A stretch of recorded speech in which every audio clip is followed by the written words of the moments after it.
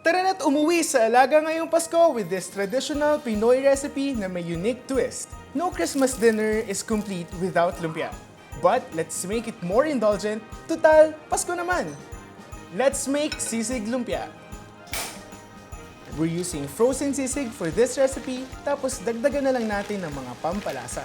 Saute the packed sisig until slightly cooked, then add onions, sili, and season with salt and pepper. Then add some mayonnaise, let it cool. Put a tablespoon of sisig mixture into the lumpia wrapper. Fold the sides, then roll it near the end.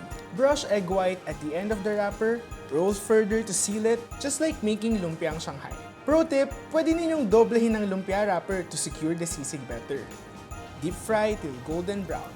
Make sure it's deep fried over medium heat para hindi bumuka yung lumpia natin. This should take around 5 to 7 minutes. Serve hot with vinegar na may cucumber, chopped onions, and sili.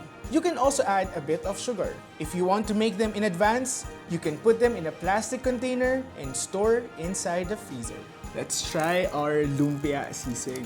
Oh my gosh, mga kaloka, look at that. Try nyo na tong sisig lumpia para maging mas memorable ang pag-uwi natin ngayong Pasko.